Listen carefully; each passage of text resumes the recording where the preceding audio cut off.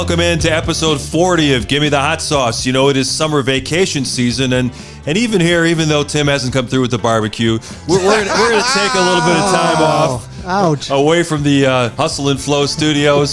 So we're going to bring you a special episode in episode 40. It is the best of Gimme the Hot Sauce over the past 9 or 10 months. But there were some couple of great athletes come to mind that wore the number 40, Wilson Contreras of the Cubs, but the immortal Gale Sayers, who passed away in this last year, the Kansas Comet, one of the most exciting running backs of all time. People remember the Gale Sayers story. He only played, 5 years in the NFL because of a serious knee injury that guys would have come back from in modern times, but back then when you had a knee injury like that, you were pretty much finished. Mm-hmm. He did come back briefly, and he was playing his home games at Wrigley Field, and people remember the old highlights of him scoring 6 touchdowns in the mud against the San Francisco 49ers, which to this day is one of the greatest individual games in NFL history. He was exciting. I finally was just tied last year. Yeah, he was just an amazing athlete, and his ability to return kicks as well as he could throw the ball too. I mean, you think about the city of Chicago blessed with 2 of the greatest running backs of all time, and Gale Sayers and Walter Payton. Walter's birthday was just a couple of days ago, and I know his son Jared posted a very heartfelt message on social media. You know, he always remembers his father and posts stuff that you can remember sweetness as well. So the city of Chicago has seen some great athletes, but 2 of the best of all time, Gale Sayers and Walter Payton. We mentioned the fact that we're going to take a 1-week break, so we're going to give you a little bit of a retrospective look at some of the things, some of the guests we've talked to over this past 9 months or so on Gimme the Hot Sauce. And, you know, we're not really taking a vacation. Stinger's got to do some work out in California, don't you? Yeah, we're going out. Southside and I are going out to do some softball for a company called PGF, and big national championship games will be on ESPN. They'll also air on NBC Sports Chicago over the next couple of weeks, and it's a thing. Fun trip. Yeah, we're all going someplace. I'm going somewhere too. We have to admit that even though we give Stinger a hard time, without him we couldn't do this show. No. Really don't let it go to his head. Don't even say that, Mark. Don't even say that, Mark. But I'm going. I'm going out to California myself. Where? How about? I'm going out to Hermosa Beach. I'm going to catch some volleyball games out there. What do you think they'll be wearing? See those really good, tremendous athletic women dive in the sand in their wonderful uniforms. I thought you said you're going out to see Stinger's friend, the Warrior. Hey, you know what? I like to run it. What's his name? Troll. I like to hook up with. I might have to hook up with Troll, and maybe both me and Troll will go catch some volleyball games and watch these beautiful women and these athletic women who are out there diving in the sand in their uniforms. I got one better for you. Some of them train at Troll's gym. Well, let me know when they're there. I'm there. Oh, you don't have to tell me twice. I'll slide right on in there. I'll come in there with my volleyball outfit on too, baby. It's funny. In the fall, I do some volleyball at the studio, and I remember Stacy was like, "You're doing volleyball?" Hey, come on now. Have you seen some of those volleyball girls? Yes, I have. Oh, man. I wanted tickets. Hey, listen. It reminds me of a story back in the day when I was at the University of Oklahoma. America. You know, when I was a young man, and probably about 20 years old, you know, if I know what I knew now, you know, I dated a basketball girl that was like 6'3". And at the time, and she was gorgeous. Oh, just gorgeous. Just gorgeous. But I couldn't get over the fact that she was 6'3". You know, she was just tall, and she played basketball, and so, you know, a couple of times, you know, when you have these intimate moments when you have a boyfriend girlfriend moment. She was staying the night over, and, you know, my feet hanging out the bed, her feet hanging out the bed. Paint a picture for the folks. So I'm painting a picture. And, you know, so like I'm sleeping. You know, we had been out drinking the night before, so I'm kind of like lost in the moment. No, I'm not telling your name, okay? I'm not telling your name. So be quiet. So I'm in the bed. We've been drinking the night before, like college kids do. Yeah. And I forgot she was there. Like, so her feet's rubbing against me. You know, she's got athletic feet, which is calluses. She had athlete's foot? No, not athlete's feet. Okay, all right. She has athletic feet. That's a whole like different guy. thing. Like, you know, hard feet, you know, calluses. Mantos? Like calluses and stuff, you know, kind of hammer toes and Hammer stuff. toes, yeah. Bigger Hammer than toes. So when I woke up in the middle of the night and I regained my consciousness, I thought it was my roommate Tyrone. I'm like, Tyrone, what the hell are you doing in my bed? And then she's like, what? Who's Tyrone? What are you talking about? I'm like, oh, I'm sorry. I forgot where I was for a second. Oh, I just felt your feet. I felt your feet at the edge of the bed, and they're rubbing against mine. They felt like a guy's feet. I'm sorry, girl. I'm sorry. Told her that? I sure did. Can I ask you a question? I sure did. Like How do you know what guys' feet feel like? No, I'm just saying. If she wears a size 12 or 13, that's bigger than yours. What size you wear? I'm a 10. Okay, Yeah. so if her foot's bigger than you would automatically, sometimes if you were in a drunken stupor, like we do in college, you kind of forgot where you was at. Especially with and it the was hammer like, toes. No. yeah, oh Lord. I'm going to go no. But I'm gonna tell you something. If I would have known what I know now, oh man, just for the breeding purposes, I'd have had me some seven. I'd have had me some What does that 7-footers. sound like? I'd have had some Oh, my 7-footers. My brother used to say Yes. that constantly. I had a complex about being with a She's a tall breeder. girl, okay? But as I got older and then got into the NBA, and I'm like, man, I wish I would have held on to her. She was a stallion. The stable. She was a stallion.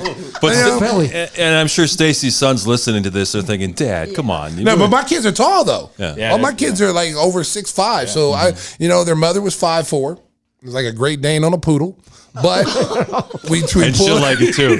and she liked it too. So we produce some tall kids. I mean, they're all over 6'4", which is awesome. Dominant genes. I'll tell you what, Dominant genes, that's right. this last 5 minutes will not appear on the best of Give Me the Hot Sauce. Oh, but yes, it will. But it's a good. Actually, it is. It's part of the show. Yeah. Episode 80. Yeah. This will be Episode Yes. 69. But we've had some great guests over the last several months, and a lot of Stacy's old teammates have joined us. My favorite was when B.J. Armstrong was on, and we're going to bring you some of that conversation in our next segment. BJ, I interviewed him so many times over the years, and he was always super professional, always willing to do the interviews, gave you kind of rote answers, didn't really give you any insight into what he was really thinking. He gave you the politically correct stuff, but he was listening to Stacy tell stories, and they were reminiscing about their days as early rookies on those championship teams.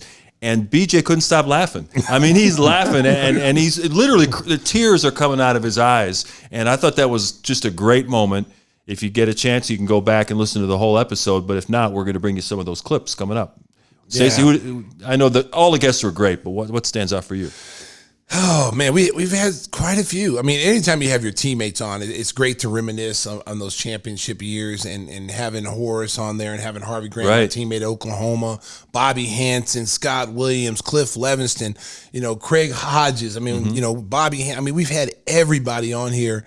And that's been really fun. But I think on the side of that, because that was going to be naturally fun. Sure. But, people that you really don't know that you bring on here from UFC fighters. We had TJ Dillashaw, who just came back from a long 2-year layoff. We just had him on a couple of weeks ago talking about his return. And he just came back and won a huge fight against the number 2 Very contender open, in the candid bantamweight. interview. Very candid about what happened to him. And he just upset which he really not upset because he's really that good, but he knocked off the number 2 bantamweight in the world who was on his way to get a title shot. So Sandhagen. Sandhagen. So now he upset him, and now he puts himself in the title shot. But I think the funnest one is Al Faram. Oh, that was great. Impressionist Al. That was the funnest because we didn't know what to expect Yeah. when we brought Al on. And so, I had heard him on the internet, and I didn't know Al before we brought him on here. And so I reached out to him, and he came on. He was really a great guest, and the voices and everything that he did.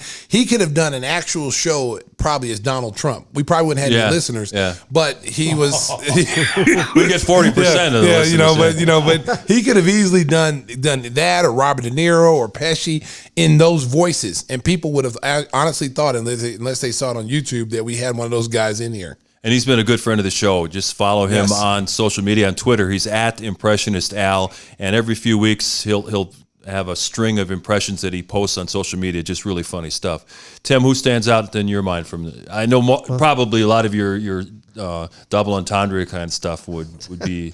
Ron Jeremy? highlight, yeah. We didn't have Ron Jeremy. He'll be here soon. Oh man! Stay tuned, folks. He's coming. Kendra Lust. No pun intended. Oh, Kendra Lust. Oh God, we hadn't had her on here yet either.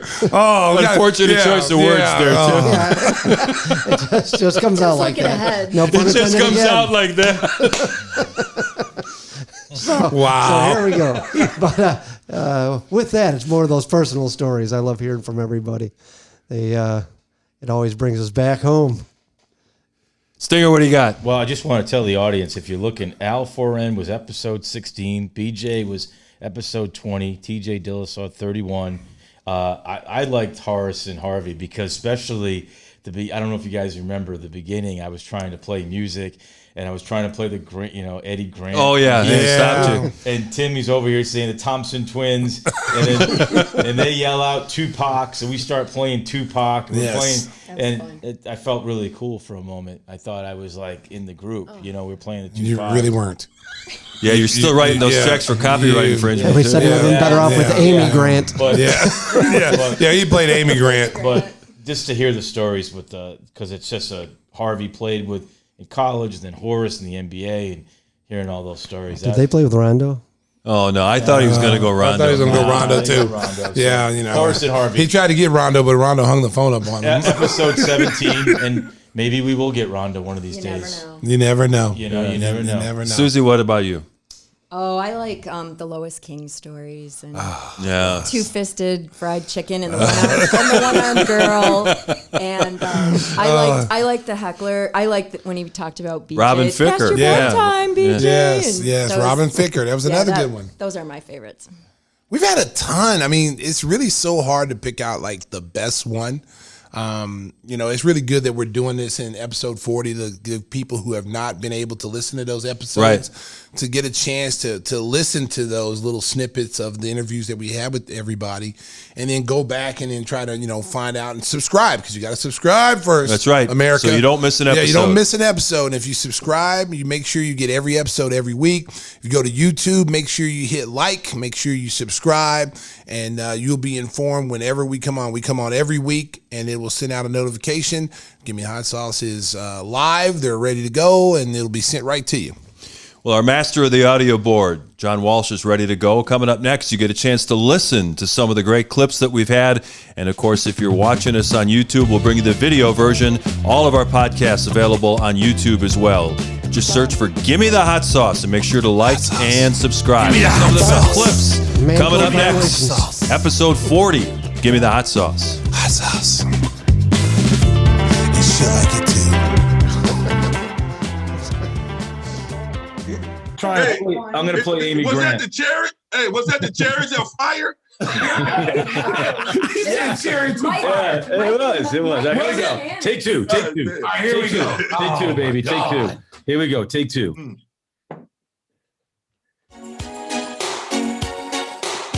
Amy Grant. Oh, hell no. Hell no. No. Stop. We are not playing that shit. Give me a song. Wait, G, what song y'all want, man? Hey, man, put some Tupac on this thing. Tupac. Yeah. Which one? You don't have Tupac on your phone? I don't. Hey, he's a white guy. You don't have Tupac. What do you got on there, man? Hold on. I can find Tupac. You're doing Eddie Grant. What happened to that? All right, here we go. Couldn't find What do you want? What do you want? Ambition. REO Speedwagon. Hey, all eyes on me. Dear Mama. What do you want? All eyes on me. Yeah. All right. Dear Mama. Thompson Twins would have been better than Amy Grant. Yeah, but we have the Grant brothers on. Amy Grant. I want to do Eddie Grant, Electric Avenue, but I can't. All right. That was my point. Take three. Here we go. Here we go. All right, Take three. This one's got to go. Take four. Man, we're throng flags all over the place here on you. What kind of show is this? Hit the who cares button. That's it. All right. Oh, Jesus. That's not. I got. This is it. Big sight. New Hank. Big sight. All right. All right, we got the Here we music go. now. Here we go. Yeah. Yeah. What was your opinion of the Last Dance? Man, it's as you know my opinion. It was I know. bullshit. Hey, listen, man. I was so irate, on some of the things. And a friend of mine called me. And he was like, HG, what do you expect? That was from his point of view. And I started to think, I'm like, damn, you're right. Watch. If I wrote something like The Last Song or The Last Dance, shit, it's gonna be all about me too. Lines and nothing. Like I used to take 25 shots a game. So Harvey, what was it like playing with everyone's All-American Stacey King in college? Did you get any shots? Were there any shot attempts out there? Did he get any shots? I did. What are you talking about? Hey, King. What was the nickname? Hey, they used to call Stacey the Black Hole. Once that ball go in, it ain't coming back out. That's uncalled for, General. That's uncalled for.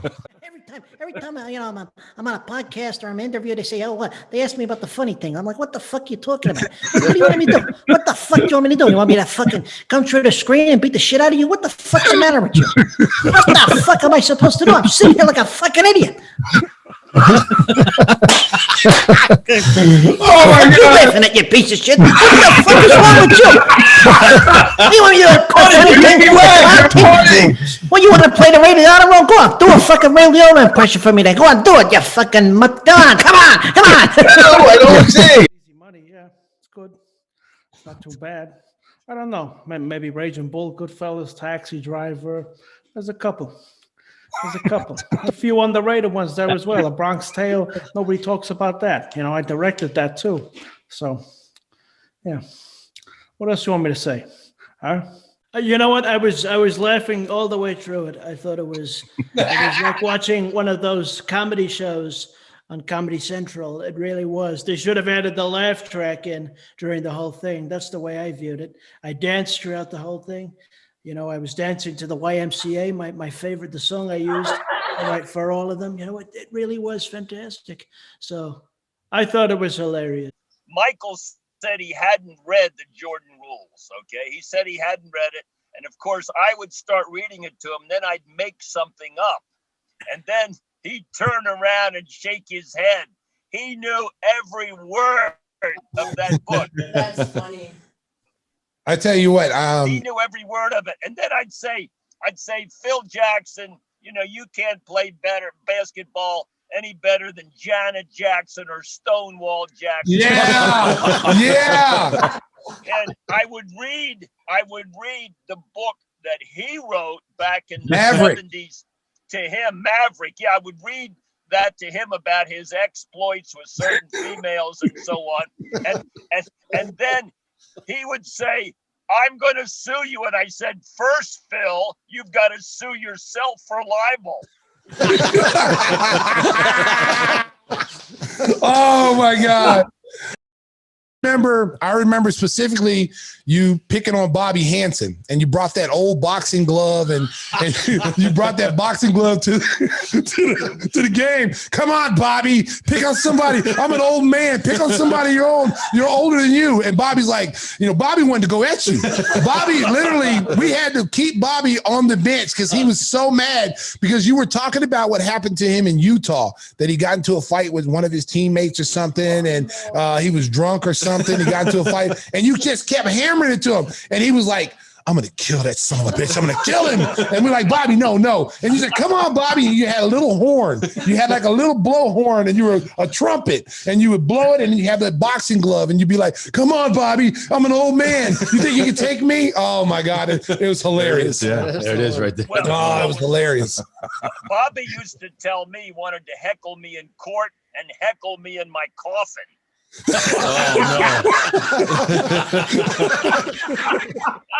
That guy was ruthless. Me and PJ, we were young kids.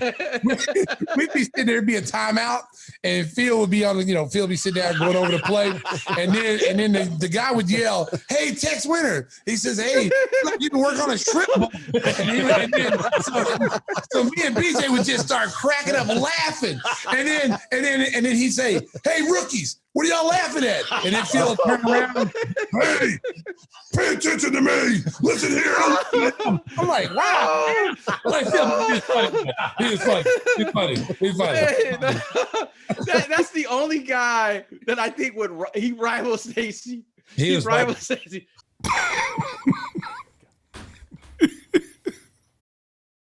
So the discipline of having a good shot, but Stacey King has a better shot, that to me just seems like the right thing to do that the basketball guys would require me to do. It doesn't require me to come down and just pull up a 1-on-4 3 because I'm a good 3-point shooter. So as I watch the game today, my thing is like, okay, if you're a great shooter, I understand why Steph Curry is shooting threes at the rate he's shooting them. But there are a lot of y'all who shouldn't be shooting these threes. That's my problem. And I'm not saying I don't understand the analytics of the game. I'm not saying I'm that guy that's sitting on the porch. No, I get it. What I learned how to play the game with one thing in mind, to win the game. And you can't tell me that shooting 3-point shots at the rate that they're shooting them gives us the best chance to win the game.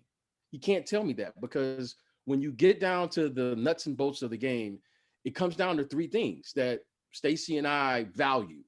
You have to defend. You got to stop somebody. Yep. You got to, after that great defensive possession, you got to rebound the ball or you're still on defense. So you got to defend, you got to rebound, and you have to share the ball. That's the foundation of winning basketball. Give me the hot sauce. He called me Mr. Jim the second time I met him, and it's carried over. And then the relationship when we sit down has just been interesting. I don't have any notes. I just sit down and talk. I react to what he says. And he said something interesting to me this year. He said, Jim, you held me, Mr. Jim, you held me accountable in those interviews. And all I really did was ask him what the next step was, or if he said something, I would challenge him a little bit.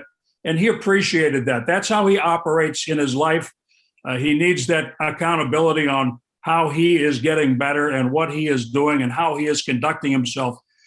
He is the real deal as a human being. What you see is authentic and it's real. And I have never really run across anybody with a story like his. He was born in Greece, but he is Nigerian. The family's Nigerian, and the respect and the things they learned as boys come from that background. The parents had to leave Nigeria and move on to Greece. And Giannis says that it's the Nigerian part of the background that is his cornerstone and his touchstone.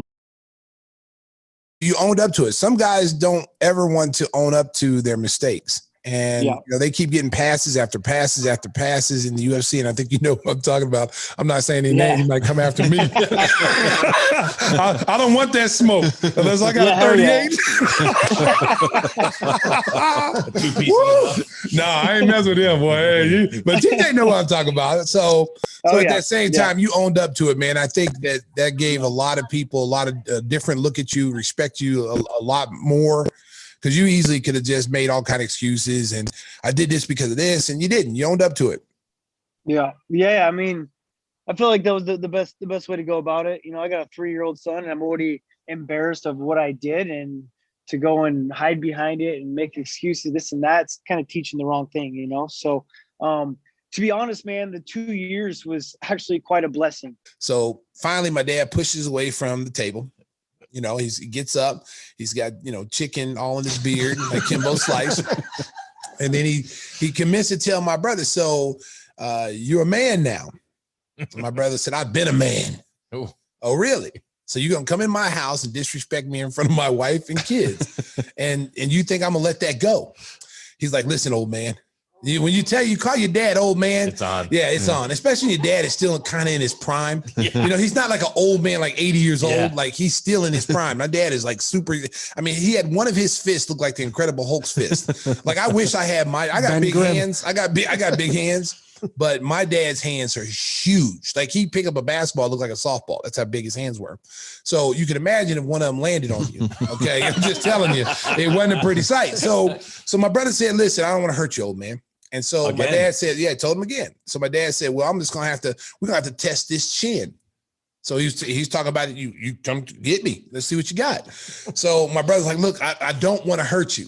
So my dad just starts walking towards him. And he's got if you watch, go look up Archie Moore, America.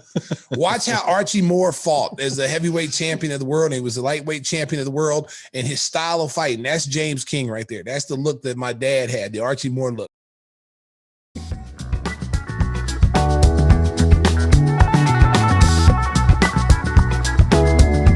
We hope you enjoyed some of the great moments from the first 39 episodes of Gimme the Hot Sauce as we get a little summer break here. But we're going to be coming right back with brand new episodes throughout the NFL season, the baseball playoffs, and it won't be long before Stacy's back to work. The Bulls will report for training camp in late September, and then you think you'll be traveling again this year, Stace?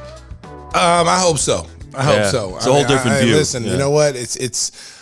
I know everybody had to deal with that last year, and it was very difficult. It took both me and Adam a little bit of time to get, because that was a new partner for me, and then we had to be separated. And then the road games, we were in different rooms, so it was very difficult. But once we figured it out, we were on stride. And so, but hopefully next year we'll be able to travel at least some games, like to California, Florida. Those are the only ones you want to go, right? Some of the nice places. If you want to leave, if you want to keep us here in Detroit when we play Detroit or Cleveland, I'll stay home. Orlando, where we had the Jordan, what do you guys call it? The jersey. The stealing of that. Yeah, right. Mac and Diane. Maybe you can visit Mac and Diane when you're. Yeah, a little ditty about Mac and Diane. Yeah, we Mac. had them on, right? We had them on the Jersey Gate. So listen. America, we've had some really, really good guests, and we hope that you really enjoyed the ones that we shared with you in this episode 40. And we're going to have a lot more guests, a lot more fun, excitement. We're still doing our man code violations. Always on the alert. Yes, and we may put one. We may have some good stuff with that coming up soon. You might have had a man code violation in college. What are you talking about? Some hammer toes. You're like. Hey, listen. I try to keep the names out of everything. Because I don't ever want to offend anybody. But man, I'll never forget that boy. It's just rubbing up against my feet. Her feet rubbing up against my leg, just scratching me. Oh my goodness. Her name might have been Lola. No, her name was not Lola. Okay, she had a very pretty name. Let me tell you something. She was a very beautiful girl. I was just caught up in that. She's too tall because I'm so used to dating smaller girls, and I just had that complex because, like I said, when your feet hanging off the bed, for me, I'm 6'11". That's normal. Yeah. Okay, they don't do that anymore now because I'm in the big leagues. I got a bed that fits me now. Okay, if she's too tall for you, she doesn't have a shot. No, but she's a beautiful girl. She's on TV. She does a lot of things on TV. Reporting. You're with Maria Taylor? No. She's too young. She's too young, but she would go after me though. She would go after me because I'm the black Brad Pitt. She had They could have made the movie Love and Basketball about you. It could have been, but this girl, I tell you, if I showed you who she was, you'd be like, oh my God, she's really gorgeous. Mm-hmm. I just had that complex that she was too tall and her feet was hanging off the bed, and it was something I'd never experienced before. so like I said, I woke up from a night out party with my boys. And I swear to God, I thought my boy Tyrone had snuck in there. I'm like, hey, Tyrone, what you doing there, boy? Hey, I just realized I forgot to ask you something last week. What's that? Oklahoma to the Southeast Conference? We're getting ready to go dominate the SEC. We're tired of beating up on the Big 12, okay? And we're tired of the little teams that are in there that's keeping us out the national championship games. So we're going to make sure Alabama knows we're coming. Yeah. We're coming. Texas, we got to bring Texas along with us. Yeah. Because they got the TV network, so we're bringing them along with us. So, but Oklahoma State, we're leaving them behind, okay? The little sister's staying home. You can't come with the big You like the move, though? Yeah, I think, you know what? I mean, they're trying to eliminate the NCAA. Mm-hmm. It's obvious which is great. It's what they're doing because the NCAA has had too much power, and they dictated how teams are going to play, how they're going to, what money they're able to receive. Now they're opened it up where kids can now make money off their likenesses and stuff that should have been done a long time ago. Could you imagine like what I would have made at the University of Oklahoma? Yeah, with your personality on that kind of a team. Yeah. I mean, but I saw this coming. Even when I played. It's like if the players could just find a way to unite as one and have some kind of a union type of thing, they would be able to get so much more. But, that's why you see all these kids leaving. And I think the NCAA realized like these kids, and especially in basketball, one and done, they're gone. And that's a lot of money that these universities are. I mean, look at Duke and North Carolina, the Blue Bloods, Kentucky. They missed the tournament this year. You think that incentivizes them to stay then because of this? Mm-hmm. Yeah, I think it will. I think it will have some effect. I think it will have some effect because most of these kids who are leaving, we can't work during the school year. So we can't make any money and have money for the weekends and have food on the weekends. People unless you get an inside job. Yeah, unless you get an inside job. Unless you got. The statute of limitations, brother. I don't know anything about that. All I know is it's tough on college students who have to play, who are athletes. You cannot work, so therefore most of these kids come from families where they can't afford to send you to college, and you don't get money from your family because it goes to feed their other kids and family at their house. So. This is good. I mean, this is good for all athletics because if you look at it, I mean, the biggest argument was always been that two sports bring in all the money. It's football and basketball. It's always been the big argument. And how do you divide that amongst everybody to make it fair? That's always been the NCAA's argument. You cannot do this if everybody's not getting the same amount. And then you have the football program, the basketball program saying, look, we're bringing in millions. We should get more than everybody else. Well, what makes them get more money than the women's softball team? If you're going to pay everybody, you got to pay everybody. And it's got to be kind of equal across the board. Well, how about Nick Saban saying that the brand new quarterback at Alabama could have $1 million in endorsement through this, control of your name, image, and likeness? Well, I mean, think about $1 million. Think about this, Mark. I mean, think about the portal they just opened up. Where guys, first of all, they give everybody a free year, number one. Like, the year didn't count for any of the athletes last year. So if you're a freshman, you're going to be a freshman again this year if you stayed. So that means you got 4 more years to actually play at the collegiate level. Now, with this new licensing thing going on, which wasn't here last year, now you got an opportunity to get paid and have some money on the side. The star quarterback, the running backs, the wide receivers, the top point guards. I mean, guys are going to be able to cash in a little bit on their celebrity status. And why shouldn't they? Because the school is. I mean, every time the schools has them do autograph signing sessions, the school's getting paid. And it's going to be a recruiting tool for some of the top programs. I know that Illinois was in on a top basketball recruit. He decided he was going to go to North Carolina instead. I guarantee you the coaching staff said, you come here, you can make a lot of money because of all the people that we can hook you up with for possible sponsorship. It is deals. a great recruiting, and it's going to be no different than what it was before all that. I mean, kids are going to go, we play on TV more than this team does, and so that kid goes to that place where they play on TV more. So now it's going to be, we make the most money off the court. Everybody wants to see Duke or North Carolina or Kentucky or UCLA. Those kids are going to have much more marketing opportunities because they're playing at those schools. And when you look at how much money coaches make with the shoe contracts, they're making millions of dollars to wear Nikes, and the players don't make anything. And then you hear the argument, well, just be happy you're getting your school paid for. I'm not really. Well, here's my thing about that. Okay, when I hear that, it just like makes me just solely upset because it's like, okay, you want to say we should just be athletes should be lucky they're just in school. Okay, here's what I would suggest. Let us go make money and we'll pay for ourselves to go to school. How about that? How about me go out and make $1 million and pay you 80,000 or 100,000 of that $1 million for my ability to go to school? Now I'm keeping that rest of that money. Yeah. Just like you're keeping the rest of the money when you're telling me that I should be happy just being in school, you're taking that money that I'm coming in from the NCAA tournament and millions of dollars that doesn't just go to the basketball program. It goes to every place in the university. That money is divided amongst everything in the university. So we're helping the journalism department. We're helping the music department, the economics department. That money is being spliced everywhere. And you can't say that softball's doing it. You can't say baseball's doing it or track is bringing that type of money in. It's your two major sports. One of the things we had a lot of fun with over the first 39 episodes was John's visit to the Tub and bringing some show and tell. I saw another rookie card last week sold for like $3.5 million or something like that. I mean, you've got to find one that I know you got the Ted Williams card you stole from your neighbor, but you beat him over the head when he took his Ted Williams card. The Bo Jackson one we talked about. That's worth several thousand.